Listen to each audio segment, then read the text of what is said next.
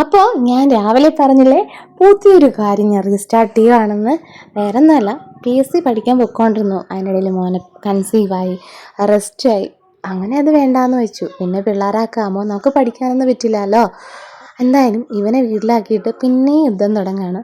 ഞാൻ കുളിപ്പിച്ച് ഭക്ഷണം കൊടുത്ത് ഉറക്കാൻ കിടത്തിയാണ്. പക്ഷെ അവൻ ഉറങ്ങണില്ല കേട്ടോ. കള്ളത്തിനതിൽ എന്നെ കണ്ണടച്ച് കളിക്കുന്നുണ്ട് ഉറക്കം പറയുമ്പോൾ. അപ്പോൾ എന്തായാലും പോവാണ്. നമ്മൾ മടി പിടിച്ചും സാഹചര്യത്തിനെ കുറ്റപ്പെടുത്തിയും വീട്ടിൽ ഇരുന്നിട്ട് കാര്യമൊന്നുമില്ലല്ലോ. അപ്പം ഉറങ്ങോ ഉറങ്ങോ അമ്മി പഠിക്കാൻ പോട്ടാ.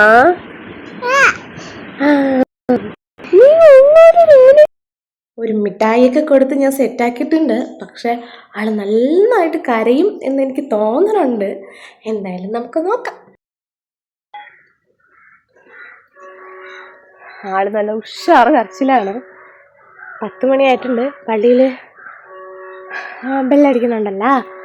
ഇനി എൻ്റെ ഒരു ഫ്രണ്ട് വരും. അപ്പം അവളെ കൂടെ ക്ലാസ്സിൽ പോവാം.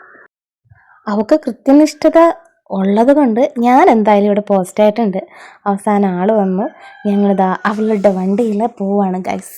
ശരിക്കും പറഞ്ഞാൽ എനിക്ക് നല്ല ടെൻഷനുണ്ട്.